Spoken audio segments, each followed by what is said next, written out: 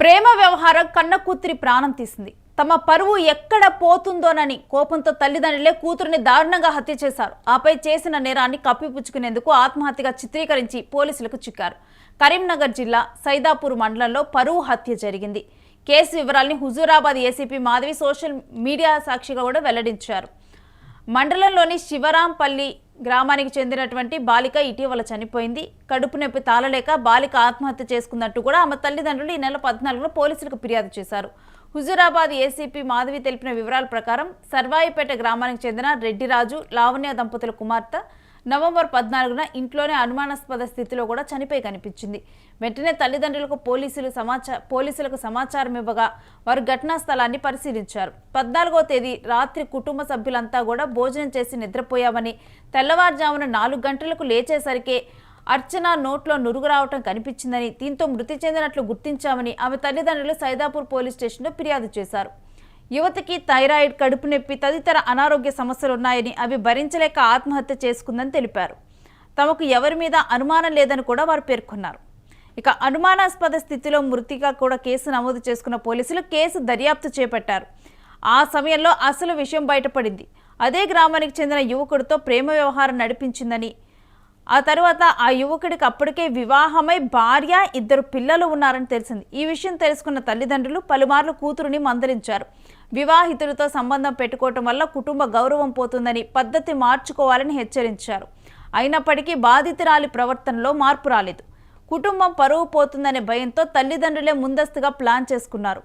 November నెల 14వ తేదీన ఇంట్లో గొడవ జరగడంతో ఆగ్రహానికి గురైన తల్లిదండ్రులు ఆమెకు బలవంతంగా పురుగుల మందు తాగించారు. ఆపై ఆమె గొంతు నుమిలి ప్రాణాలు తీశారు. అనంతరం ఏమీ తెలియనట్టుగా తన కూతురు కడుపు నొప్పి భరించలేక పురుగుల మందు తాగి ఆత్మహత్య చేసుకుందని పోలీసులకు ఫిర్యాదు చేశారు. ప్రాథమిక సమాచారంతో పోలీసులు కేసు నమోదు చేసుకుని దర్యాప్తు ప్రారంభించారు. ఆ తర్వాత తెలిసింది తల్లిదండ్రులే దోషులని తెలియటంతో కూడా ఇక వారిని అరెస్టు చేసి రిమాండ్కు తరలించారు. రెడ్డి అర్చన, నాకు ఏ సంగతి తెలియదు సార్. మేము వరి కొత్త అంటే వరి కాడు ఉన్నాం. మా బిడ్డ మోడల్ స్కూల్ నుంచి వెళ్ళి ఇంటికి వచ్చారు. అందరం వచ్చినాక అంటుకొని అందరం భోజనం చేసినాం. బిడ్డ మంచిగా చదువుకోవాలని చెప్పిన, సరే డాడీ అన్నది. అంతే ఇక ఆమె మాకు కాస్ట్ వచ్చింది. మా భార్యకు జ్వరం వచ్చింది, ఆమె వండుకున్నది. నాకు సుతా పానం మంచిగా లేదు.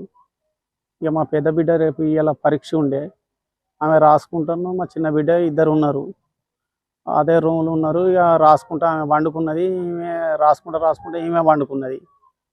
ఇక పండుకొని హఠాత్తుగా మా పెద్ద బిడ్డకు మాకు 4 గంటలకు తెలివి వచ్చి చూసే వరకు హఠాత్తుగా చచ్చిపోయి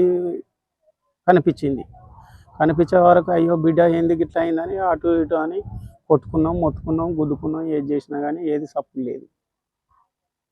ఇక అదే మంది మీద ఎవరికి మీద నాకు అనుమానం లేదు. 11 చదువుతుంది సార్, కడుపు నొప్పి ఉన్నది. దాని గురించే కోర్సు వాడుతున్నా, గోళీలు వాడుతున్నా 3 నెలల బట్టి. చెప్తేనే తీసుకుపోయిన దవాఖానకు. ఇక ఆమె ఏమైందన్నది ఇక నాకు తెలియదు సార్. ఇక సైదాపూర్ మండలంలో శివరాంపల్లి గ్రామానికి చెందిన ఒక బాలిక ఇంటర్మీడియట్ ఫస్ట్ ఇయర్ చదువుతున్న అమ్మాయి. అదే గ్రామానికి చెందిన ఒక వ్యక్తి పోలు అనిల్ అనే వ్యక్తితో ఆ అమ్మాయిని ప్రేమ దాంట్లో వ్యామోహంలో పడివేసి అమ్మాయిని ప్రేమిస్తున్నానని వెంట పడటం వల్ల మేబీ ఆ అమ్మాయి కూడా సపోర్ట్ చేసిందని తెలిసింది. ఆ సపోర్ట్ చేస్తూ వాళ్ళ ఫాదర్ మదర్కి ఒక 3 months నుంచి ఆ అమ్మాయితోటి చాటింగ్ చేస్తుంది అని తెలిసిన తర్వాత తండ్రి మందలించినా కూడా అమ్మాయి వినకపోవడంతో ఆ పిల్లవాడు ఆ రోజు సాయంత్రం వాళ్ళ ఇంటికి కూడా వచ్చి వెళ్ళినట్టు తెలిసింది. That is on 14th November. అయితే తండ్రికి ఏ విషయం తెలిసిన తర్వాత అమ్మాయిని కొంచెం కోపం చేస్తే అమ్మాయి ఆ అబ్బాయిని ఎక్కడ వెళ్ళిపోతుందో చెప్పినా వినట్లేదు అనే ఒక భయంలో ఆ పిల్లని పాయిజన్ ఇచ్చి ఆ పాపని పాయిజన్ ఇచ్చి మళ్ళీ ఎందుకన్నా మంచిది మళ్ళీ బతుకుతుందేమో అనే ఉద్దేశంతో గొంతు నులుపు కూడా సొంత తల్లిదండ్రులు ఆమెని చంపేసి తెల్లారి పొద్దున్న ఆమెని పోలీస్ స్టేషన్లో ఒక దరఖాస్తు ఇచ్చారు. ఆమెకి కడుపు నొప్పి ఉంది, అందువలన చనిపోతుంది, ఆరోగ్యం మంచిగా లేక ఇబ్బంది పడుతూ చనిపోయింది పాయిజన్ తీసుకోనని కంప్లైంట్ చేయడం జరిగింది. కానీ కొంచెం మాకు సమాచారం అందింది ఆమె ఎట్లాంటి ఆరోగ్య పరిస్థితులు ఉన్నాయో ఒకసారి చెక్ చేసినాం.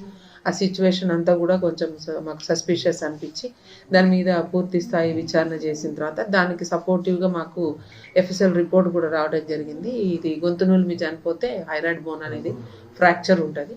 సో ఎఫ్ఎస్ఎల్ రిపోర్ట్లో ఫ్రాక్చర్ వచ్చింది కాబట్టి దాన్ని బేస్ చేసుకొని వాళ్ళ ఫాదర్ని పిలిపించి మేము దాని ఫాదర్ ఇన్వెస్టిగేషన్ చేస్తున్న క్రమంలో అతని ఇంటికి వెళ్తే అతనికి భయం వేసి అతను ఏం చేశాడంటే ఆ గ్రామంలో ఉప సర్పంచ్ దగ్గరకు పోయి, అవును నేనే చంపినా, నేను నా భార్య కలిసి చంపినాం, ఎక్కడైతే మా పరువు పోతుందో మనం చెప్పిన మాట వినకుండా ఈ అమ్మాయి అతనితో వెళ్ళిపోతుందో, ఈ పోలు అనేట ఆయన మ్యారీడ్ వైఫ్తో గొడవలుండి 498 కేసు కూడా ఉంది ఇదే పోలీస్ స్టేషన్లో.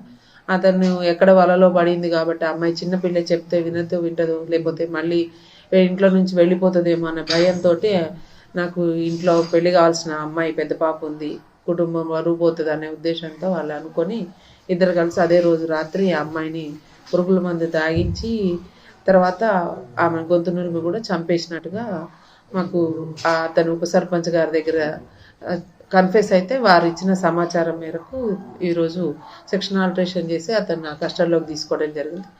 కస్టడీలో తీసుకున్న వెంటనే అతని భార్య ఇద్దరు కూడా వాళ్ళు చేసిన నేరాన్ని ఒప్పుకున్నారు. దాని మీద ఈరోజు అరెస్ట్ చూపించి మేము జ్యుడిషియల్ కస్టడీకి పంపుతాం.